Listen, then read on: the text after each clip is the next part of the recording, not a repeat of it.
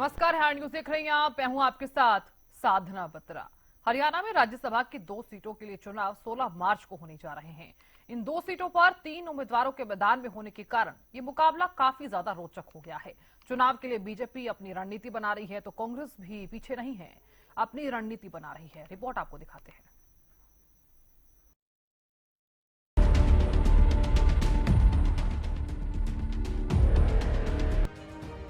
हरियाणा में राज्यसभा चुनाव को लेकर हलचल तेज हो गई है। 2 सीटों के लिए होने वाले मुकाबले में त्रिकोणीय टक्कर बनती नजर आ रही है। बीजेपी के सभी विधायकों को 14 से 16 मार्च तक चंडीगढ़ में रहने के आदेश दिए गए हैं। इसके साथ ही बीजेपी विधायकों की बैठक भी बुलाई गई है ताकि चुनावी रणनीति को अंतिम रूप दिया जा सके। वहीं कांग्रेस ने अपने विधायकों को एकजुट रखने के लिए रणनीति बनाई है। कल चंडीगढ़ में कांग्रेस विधायकों का लंच होगा और इसके बाद सभी विधायकों को हिमाचल प्रदेश भेज दिया जाएगा। इस लंच में नेता प्रतिपक्ष भूपेंद्र सिंह हुड्डा, हरियाणा कांग्रेस प्रभारी बीके हरिप्रसाद और प्रदेश अध्यक्ष राव नरेंद्र सिंह समेत कई वरिष्ठ नेता मौजूद रहेंगे। 16 मार्च को हरियाणा की 2 राज्यसभा सीटों पर मतदान होगा और उसी दिन परिणाम भी घोषित कर दिए जाएंगे। बीजेपी ने संजय भाटिया को उम्मीदवार बनाया है, जबकि कांग्रेस की ओर से करमवीर सिंह बौद्ध मैदान में है। वहीं सतीश नांदल निर्दलीय उम्मीदवार के तौर पर चुनावी मुकाबले को और भी ज्यादा दिलचस्प बना रहे हैं। 2 सीटों के लिए होने वाले इस चुनाव में अब मुकाबला 3 उम्मीदवारों के बीच हो गया है। बीजेपी और कांग्रेस ने अपने अपने उम्मीदवार मैदान में उतारे हैं और जीत की दावेदारी की है। देखिए, जहाँ तक राज्यसभा उम्मीदवार की बात है, हमारे उम्मीदवार संजय भाटिया जी है भारतीय जनता पार्टी के, और हमारे पास पूरे नंबर है। हमारा जो उम्मीदवार है वो निश्चित तौर पर राज्यसभा के अंदर जाएगा और 28 वोट बचेंगे। 17 वोट सरप्लस बीजेपी के हैं, 6 वोट कांग्रेस के हैं, बाकी इंडिपेंडेंट और आज़ाद हैं जो हैं, लोकदल पार्टी के भी हैं। अगर वो सारे मिलके अगर प्रयास करें तो चुनाव को थोड़ा संघर्षशील बन जाएगा। हर कोशिश करेंगे, भाई अच्छी बात है इंडिपेंडेंट एक बने, तो उसमें कोई दिक्कत नहीं, पहले भी बनते आए इंडिपेंडेंट। सेशन चला राज्यसभा का तो पहले हो लिया फैसला। राज्यसभा का तो फैसला है, 2 सीट है, एक बीजेपी को जाएगी, एक कांग्रेस को जाएगी।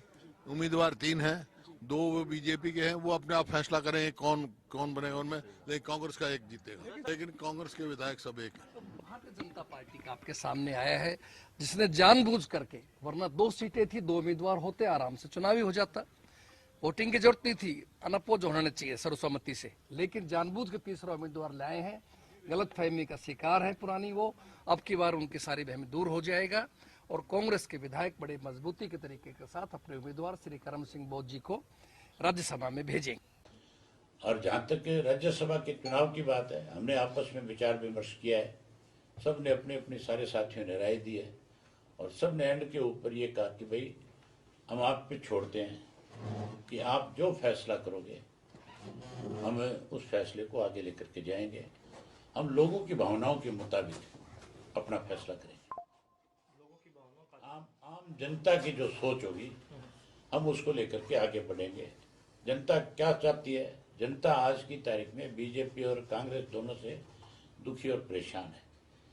जो कांग्रेसी ये कहते हैं कि इस चुनाव में ए और बी टीम का पता लगेगा, हर हालत में इस चीज का पता लगेगा। राज्यसभा चुनाव के नियमों के अनुसार हरियाणा में किसी भी उम्मीदवार को जीतने के लिए कम से कम 31 विधायकों का समर्थन चाहिए।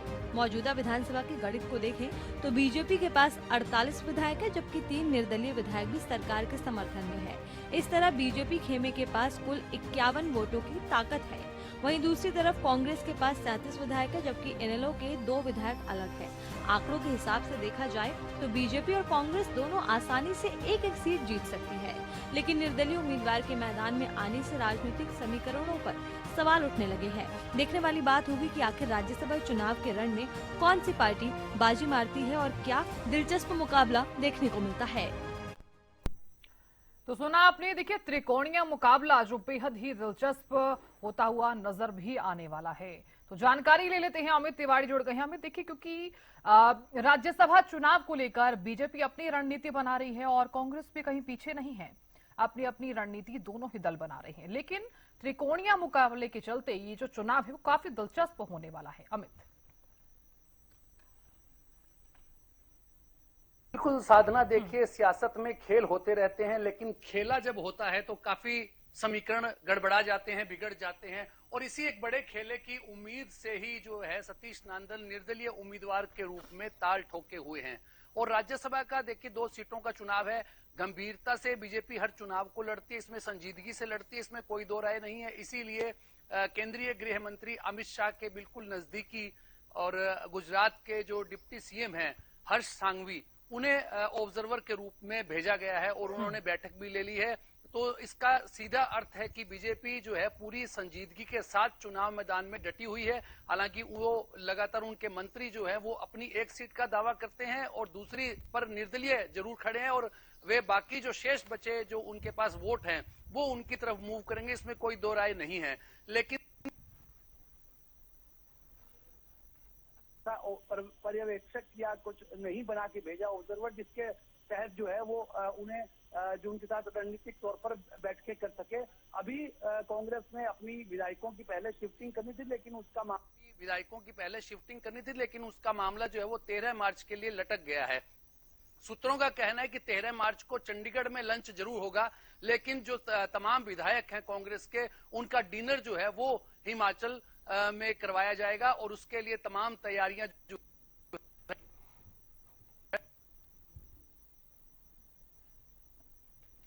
विधायक शामिल होंगे, क्योंकि कुछ विधायक जो है पहले बैठक में 5 विधायक एब्सेंट रहे थे। अब भी कई लोगों पर नजर है, हालांकि 1-2 जने जो है वो एक जो विधायक है वे अस्वस्थ बताए जा रहे हैं। देखने वाली बात है कि उस समय कितने पहुंचेंगे और कितने हिमाचल में लग्जरी बस में सवार होकर हिमालय की वादियों का लुत्फ उठाएंगे, वहां जाके मेहमान नवाज। इनेलो की ओर से भी अभी अधिकृत तौर पर कहा गया है कि अभय सिंह जो निर्णय लेंगे वो उनकी जो है मान्य होगा, और अभी पत्ते इनेलो भी नहीं खोल रही है। हालांकि अभय सिंह को भी हमने सुना, उन्होंने कहा कि निर्णय जो है वो जनता के हिसाब से ही लेंगे, जैसा जनता सोचती है, जन आकांक्षाओं के मुताबिक ही इनेलो निर्णय लेगी। तो ऐसे में जो आरोप उन पर लगते हैं बी टीम के, जो हुड्डा पूर्व मुख्यमंत्री हुड्डा ने भी उन पर आरोप लगाए कि इनेलो जो बीजेपी की बी टीम के रूप में काम करती है। तो देखने वाली बात है कि वो बी टीम का जो उन पर एक तरह से टैग लगा हुआ है, वो उसमें किस प्रकार से उसको धोते हैं और क्या करते हैं। क्या इनेलो तटस्थ रहेगी या शामिल होगी, किसके साथ जाएगी, यह अभी उन्होंने पत्ते नहीं खोले हैं। तो ऐसे में देखिए तमाम जो तैयारियां, तमाम कयास लगाए जा रहे हैं, तमाम जो समीकरण है वो हरियाणा की धरती पर पहले भी राज्यसभा चुनाव हुए हैं। 2016 में जब सुभाष चंद्रा का निर्वाचन हुआ, उस समय शाही कांड मशहूर हुआ और उसमें 14 विधायकों के जो वोट अमान्य हो गए थे अलग शाही के कारण। और 2022 में जब कार्तिकेय शर्मा का जो निर्वाचन हुआ, उस समय अजय माकन को हार का सामना करना पड़ा। तो खेले पहले भी हुए हैं, क्रॉस वोटिंग पहले भी हुई है, और इस बार भी ऐसी उम्मीदों के साथ सतीश नांदल मैदान में है। भारतीय जनता पार्टी का समर्थन उनके साथ है, इसमें कोई दो राय नहीं है। अब देखने वाली बात है कि किस प्रकार से वे तोड़फोड़ करते हैं और अपनी जो रास्ते को सुगम बनाते हैं, और कांग्रेस किस प्रकार से अपने विधायकों की बाड़ेबंदी करती है। बाड़ेबंदी इसलिए कह रहा हूं क्योंकि तमाम रणनीति उसकी इस हिसाब से चल रही है कि हिमालय में ले जाए, हिमाचल प्रदेश में ले जाया जाए या कर्नाटक ले जाए। लेकिन अब तय हो चुका है कि लंच चंडीगढ़ में होगा और डिनर जो है 13 मार्च का विधायक सभी हिमाचल में करने वाले हैं। जी साधना। बिल्कुल अमित, बहुत शुक्रिया जानकारी देने के लिए।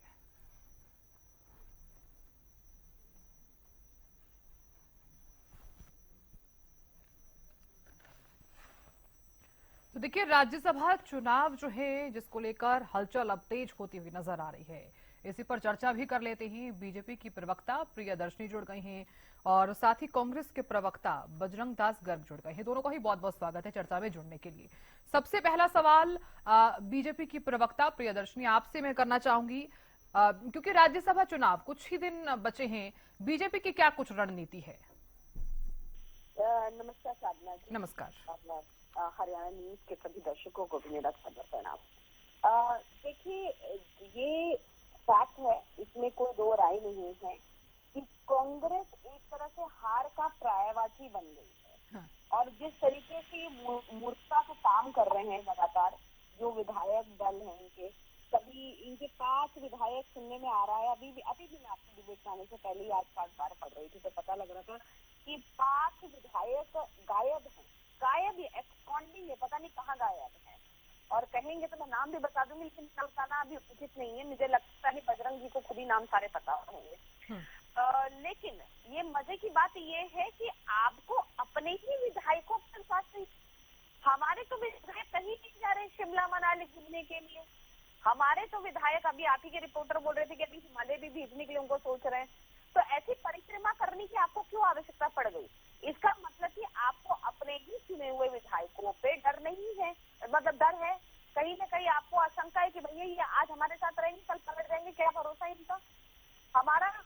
ये दिखाता है भारतीय जनता पार्टी की ताकत, ये दिखाता है भारतीय जनता पार्टी का संगठन, ये दिखाता है कि हम संगठित होके चलते हैं। हमारा कोई भी विधायक कहीं नहीं जा रहा जी, ये सब चंडीगढ़ में ही है। कल मैं भी चंडीगढ़ ही जा रही हूँ, वहाँ पे भी सारे विधायकों की जो बैठक है उसमें हम प्रवक्ता साथी भी रहेंगे। आप ये बताइए कि इसका मतलब कि हम सब रिलैक्स है, हमें मालूम है कि हमें क्या करना है। संजय भाटिया जी हमारे नॉमिनेटेड कैंडिडेट हैं और मैं आपको यकीनन बता रही हूँ कि बिना किसी लेकिन परंतु क्योंकि के वो सफल होंगे। जहाँ तक नागर साहब की बात है, नागर साहब जी बहुत संजीदा और बहुत बढ़िया व्यक्ति हैं। वो तो हरियाणा की राजनीति, भारतीय जनता पार्टी हरियाणा की राजनीति में बहुत बड़े तख्ते हैं, उपाध्यक्ष तख्ते हैं और उनका एक बहुत ही अपने में आदरमान समाज है। अब उन्होंने तो कहा ही, अब देखिए लोकतंत्र की यही तो जिसको कहते खूबसूरती है ना, कि आप कहीं भी जाइए, अगर आप अपने आप को निर्दलीय के ग्रुप में जा रहे हैं तो आप किसी भी द्वार जा सकते हैं। अब उन्होंने खुद ही बोला कि वो किसी भी द्वार जाएंगे। अब अगर इन कांग्रेसियों को इनसिक्योरिटी हो जाए तो उसमें नाम साफ, भारतीय जनता पार्टी की कोई रणनीति नहीं है। हमारी रणनीति साफ है कि हम चाहते हैं कि हर जगह हरियाली हरियाणा बने, जनता जनार्दन है और जनता को न्याय मिलना चाहिए। इन भ्रष्ट कांग्रेसियों से छुटकारा मिलना चाहिए। अभी हाल फिलहाल में आपने देखा होगा साधना जी कि कैसे इनकी महिला कांग्रेस की महामंत्री, ठीक है, किस तरीके से 7 करोड़ का इनके ऊपर घोटाला का इन लोगों को इल्जाम लगाया है। खट्टा खोल दिया सर, ये होगा प्रियंका वाड्रा के सीएस के ऊपर आरोप है। उसके बाद सोनिया गांधी जी के महेश जो है सीए, उनके ऊपर आरोप लगाए। उसके बाद लगातार कांग्रेस के नेताओं के ऊपर लगाए। तो कोई ऐसी ही कोई अनर्गल बात, क्योंकि वो महिला ऐसी थी कि जिसके 56 साल से परिवार कांग्रेस ही था। तो कोई भी व्यक्ति अगर आपके ऊपर इस किस्म के आरोप लगा रहा है तो कहीं ना कहीं तो सार्थकता होगी ना। देखिए, चोर चोरी से जाए, सीना चोरी से न जाए, यही हाल हो रहा है इस समय कांग्रेसियों का। इनको खुद ही समझ में आ रहा है कि अपने विधायकों को संभाले कैसे। चलिए ठीक है प्रियदर्शनी जी, बजरंग दास गर्ग भी लगातार बने हुए हैं, उनसे भी मैं सवाल कर लेती हूँ। बजरंग जी सुन पा रहे हैं, आवाज आ रही है? बिल्कुल साधना जी, आ रही है। बिल्कुल बजरंग जी, अब कुछ ही दिन बचे हैं राज्यसभा चुनाव को लेकर, कांग्रेस लगातार रणनीति बना रही है, लेकिन मेरा सवाल आपसे है कि जब भी चुनाव आए हैं, चाहे वो लोकसभा चुनाव हो चाहे वो विधानसभा चुनाव आए हो, गुटबाजी का शिकार जरूर रही है कांग्रेस, और अब बारी है राज्यसभा चुनाव की, और मुझे ये लग रहा है कि कांग्रेस को अपने ही विधायकों पर भरोसा रही है। क्या ये बात कहना गलत नहीं होगा कि कांग्रेस को क्रॉस वोटिंग का डर है? साधना जी, किसी प्रकार की कोई क्रॉस वोटिंग नहीं होनी। 37 कांग्रेस के विधायक है, एक हमारा राज्यसभा में जरूर जाएगा, मगर ये एक बात सोचने की है, लोकतंत्र का मामला है, प्रजातंत्र का मामला है। जो भारतीय जनता पार्टी की सरकार है ये इस पर कभी विश्वास नहीं रखती। ये तो धन और बल के बल पर राजनीति करते हैं, खरीद फरोख्त की दुकानदारी चलाते हैं।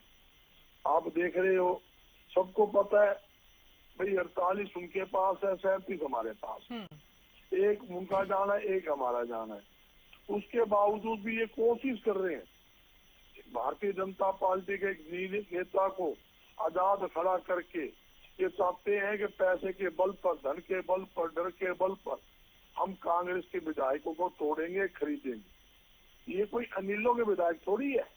तो इसलिए आप अपने तमाम विधायकों को हिमाचल लेकर जा रहे हैं? देखिए, वो हमारे विधायक है, आप जीत को लेकर आश्वस्त हैं, अच्छी बात है, लेकिन अपने ही विधायकों को आप हिमाचल लेकर जा रहे हैं, तो किसी न किसी बात का तो डर होगा ना आपको? नहीं, डर नहीं होता। हम कहाँ लेकर जाए, कहाँ घुमाए, गर्मी का मौसम है, ये स्टेशन में घूम के आए, बिना स्टेशन पर जाए, वो अलग इशू है। मेरा इशू ये है, आज का मन मुद्दा क्या है कि कांग्रेस पार्टी के अंदर छेद लगेगी नहीं लगेगी, उनके विधायकों को खरीदा जाएगा नहीं खरीदा जाएगा, कांग्रेस के विधायक बिकेंगे नहीं बिकेंगे, मेन मामला ये है। मैं ये कहना चाहता हूँ, हर सवाल का एक जवाब है।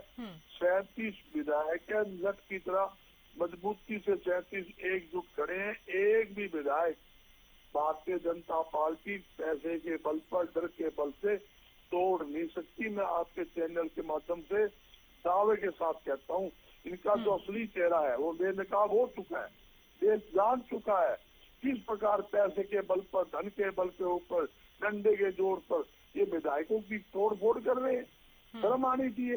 अरे किस बात की आप दावा कर रहे हो? किस बात का दावा कर रहे हो कि हम 2 जीतेंगे? किस बात का दावा? आप पे बहुमत है? बिल्कुल बहुमत नहीं है। 17 विधायक उनके पास, 48 है। 48 के अंदर 31 पहले चरण में जाएंगे, उसके बाद 17 रहेंगे। कहाँ 17, कहाँ 37? फिर ये दावा कर रहे हैं हम जीतेंगे। बताओ, तो बात है। इसका मतलब साफ है कि ये खरीद पोस्ट की राजनीति कर रहे हैं, बोली लगा रहे हैं विधायकों की। हम इतने करोड़ में खरीद लेंगे, हम 5 में खरीद लेंगे, 7 में खरीद लेंगे, 10 में खरीद लेंगे, और पैसे की जरूरत पड़ी तो 20 में खरीद लेंगे। ये कोई भिंडी बाजार है?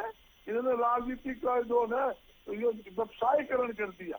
ये जो लोग पैसे के बल के ऊपर विधायक बनेंगे, जो लोग पैसे के दम पर राज्यसभा में जाएंगे, जो पैसे के दम के ऊपर ये लोकसभा में जाएंगे, तो जनता की भावनाओं के साथ खिलवाड़ करेंगे। और क्या करेंगे?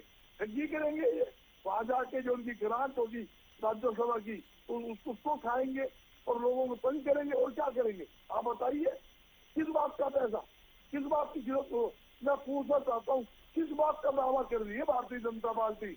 दोनों सीटें जीते। चलिए ठीक है बजरंग जी, मैं जवाब लूंगी प्रियदर्शी जी से भी। आप बने रहिए हमारे साथ। इनेलो के जो प्रवक्ता हैं वो भी जुड़े हुए हैं, ओंकार जी। ओंकार जी आवाज सुन पा रहे हैं? बजरंग जी मैं लौटूंगी आपके पास, आपसे भी आगे का कमेंट जरूर लिया जाएगा। ओंकार जी आवाज पहुंच पा रही है? हाँ जी, सामने भी आ रही है। ओंकार जी देखिए, राज्यसभा चुनाव को अब कुछ ही दिन बचे हुए हैं। हालांकि आप भी जानते हैं कि लगातार किस तरह से तैयारियां चल रही हैं, मंथन चल रहा है। लेकिन इस बीच जब इनेलो के अध्यक्ष अभय सिंह चौटाला का जब बयान सामने आता है, उस बयान पर आप क्या कुछ प्रतिक्रिया देना चाहेंगे?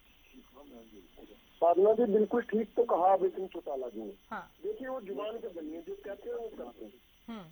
बीजेपी के व्यक्ति ये दावा कर रहे थे कि इनेलो की 2 वोट सतीश नांदल जी को मिलेगी, और इसके पीछे वो कह रहे थे कि सतीश नांदल पुराने इनेलो के साथी रहे हैं।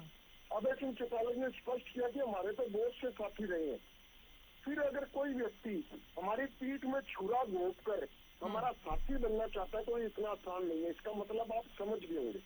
2019 में हमारी पार्टी टूटी, कमजोर हुए हम। उस समय जो व्यक्ति हमारी पीठ में छुरा घोंप कर चला गया, आप जो अगर ये उम्मीद करता है कि मैं तो पुराना साथी हूँ इनेलो का और इनेलो की 2 वोट उसको मिल जाएंगे, तो उसका बहन है। तो नहीं थी क्या वो इनेलो की? जी, शुरुआत तो उन्होंने इनेलो से ही की थी ना? शुरुआत इनेलो से की थी, इसका मतलब ये तो नहीं कि आज इनेलो में, आज वो बीजेपी में। हाँ। जब इनेलो को उनकी जरूरत थी तब वो इनेलो को छोड़ के चले गए थे, तो आज वो हमारे साथी नहीं कहे जा सकते। दूसरी बात, हमने अपने पत्ते 16 तारीख को खोलने हैं कि हम वोट करेंगे नहीं करेंगे, किसको नहीं करेंगे। लेकिन आज एक बात स्पष्ट है कि 48 सीट बीजेपी के पास है। एक राज्यसभा का सदस्य है, चाहे वो सतीश नांदल जी को भेजे चाहे संजय भाटिया जी को भेजे, एक सदस्य बीजेपी का जाना तय है। कांग्रेस के पास 34 सीट है, एक सदस्य कांग्रेस का भी जाना तय है, क्योंकि 31 सदस्यों में राज्यसभा का सदस्य चला जाएगा। 6 सदस्य फिर भी कांग्रेस के पास फालतू है। लेकिन बीजेपी ने ऐसा काम कर दिया कि उन्होंने एक नई चर्चा छेड़ दी। मुद्दों से भी तो भटकाना इनकी राजनीति है बीजेपी वालों की। एक नई चर्चा छेड़ दी कि हमारे 2 सदस्य जाएंगे। अब 2 तभी जा सकते हैं यदि कांग्रेस के 7 सदस्य कम से कम टूटे। अगर 7 सदस्य से कम टूटते तो 2 जा ही नहीं सकते, क्योंकि कांग्रेस के पास 37 विधायक है, 31 विधायक उसको चाहिए। अगर 7 कहीं किसी तरीके क्रॉस वोट करते हैं, बीजेपी के पाले में आते हैं 7, तो बीजेपी का दूसरा सदस्य राज्यसभा में जा सकता है, जो कि बहुत मुश्किल काम है। अब क्या मुश्किल है क्या नहीं है तो समय बताएगा, लेकिन हमने अपनी स्टैंड बिल्कुल क्लियर कर दिया है कि हम अपना साथी किसको समझते हैं, हम गद्दार किसको समझते हैं, हम किसको वोट डालेंगे किसको नहीं डालेंगे, क्योंकि हमारी वोट की जरूरत तब पड़ेगी जब दूसरे कैंडिडेट कांग्रेस के कैंडिडेट की कुछ वोट टूटेंगी। जब कांग्रेस के कुछ लोग क्रॉस वोट करेंगे तब हमारी वोट की वैल्यू पड़ती है। लेकिन हमने बिल्कुल स्पष्ट कर दिया है कि अपने पत्ते 16 तारीख को खोलेंगे, किसको वोट डालना है किसको वोट नहीं डालना ये चौधरी अभय चौटाला जी डिसाइड करेंगे और पार्टी में उनको पूरे इख्तियार दे। ठीक है ओंकार जी, आप बने रहिए। प्रियदर्शनी भी लगातार बनी है। प्रियदर्शनी जी देखिए, क्योंकि आपने सुना होगा बजरंग दास गर्ग जी को भी और ओंकार जी को भी सुना है, मैं आपसे भी एक आखिरी कमेंट चाहूंगी। देखिए बजरंग भाई मतलब क्या हरियाणा में क्या पहली बार गर्मी है और इतना हुडा साहब कंसिडरेट कब से हो गए कि जिसको कहते हैं विधायकों को जिसको कहते हैं गर्मी की छुट्टियों में हिमाचल लेके जाने की जरूरत पड़े। मतलब आप ये देखिए ना कि छुपाने के लिए कवर अप स्टोरी भी तो कम से कम ढंग की बनाए कांग्रेस के प्रवक्ता। तो मुझे लगता है कि अपने आप में इनको आकलन करने की जरूरत है कि मैं तो शुरू से एक बात बोल रही हूँ कि आपको अपनी ही दही खट्टी है, आपकी दूसरे को क्या बोलेंगे। और भाई ये तो लोकतंत्र है, लोकतंत्र में जिसको कहते हैं कोई भी खड़ा सकता है। नागल साहब की इच्छा थी हम लोग, क्योंकि इनको लोकतंत्र समझ नहीं आता साधना जी। मजे की बात ये है कि दिक्कत हम नहीं है, दिक्कत ये खुद है। इनके यहाँ पे इंटाइटलमेंट चलता है, इनको समझ नहीं आता कि लोकतंत्र में भाई कोई भी जा सकता है, कोई भी अपने आप को वहाँ पे नॉमिनेशन भर सकता है। नागल जी स्वतंत्र कैंडिडेट है, स्वतंत्र कैंडिडेट कहीं भी जा सकता है, किसी से भी वोट मांग सकता है। हम तो अपना एक बोल ही रहे हैं ना, संजय भाटिया जी हमारे कैंडिडेट हैं। अब उसके बाद क्योंकि हमारा नागल साहब हमारी पार्टी से जुड़े हुए हैं, जहाँ जो सहयोग होगा हम करने की कोशिश करेंगे। लेकिन मुझे लगता है कि नागल साहब खुद ही सामर्थ्यवान व्यक्ति हैं, खुद ही समझदार व्यक्ति, और 3 विधायक सरिता जिंदल जी, जून जी और बाकी विधायक, एक जो विधायक है भाई साहब वो तो एकदम साथ में खड़े ही हैं उनके। तो फिर क्या दिक्कत है? दिक्कत एक्चुअली इनको अपने खुद के लोगों से है और इल्जाम भारतीय जनता पार्टी पे लगाते हैं। भारतीय जनता पार्टी तो अपना काम कर रही है, इनका खुद का संगठन कमजोर है। इसमें कोई जवाब नहीं दिया मेरे भाई ने। इतने इनसे पूछे, इतनी बातें मैंने इनकी सुनी, लगभग 3 मिनट तक बोले लगातार, ठीक है। एक शब्द इन्होंने नहीं बोला, ठीक है, इस बारे में कि जो ये महामंत्री ने 7 करोड़ रुपए का जो इनके ऊपर लगाया है आरोप, इनके पति ने ईमेल भेजा है, इसके ऊपर क्या बोलना है इनका? आपके यहाँ तो ऊपर से नीचे नीचे तक करप्शन है।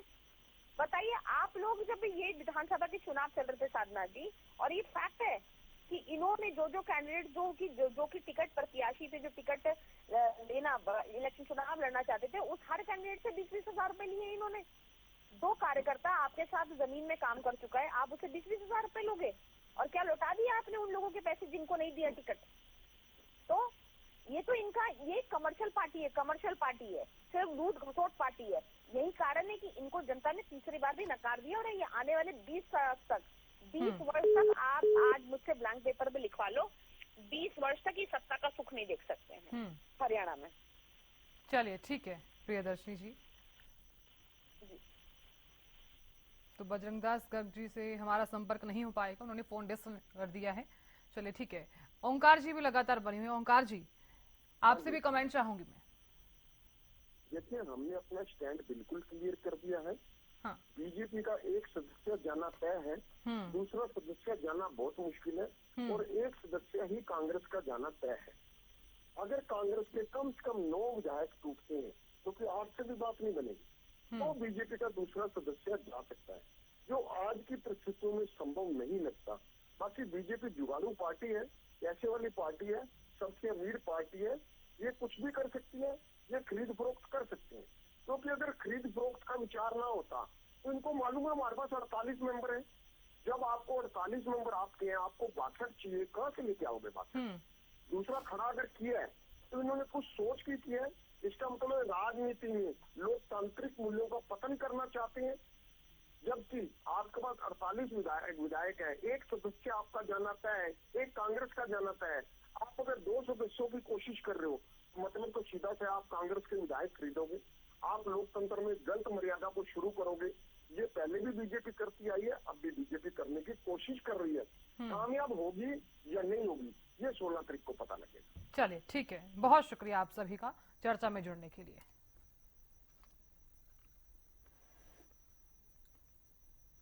इसी के साथ यहाँ रुक रहे हैं, एक छोटे से ब्रेक के लिए बने रहिए।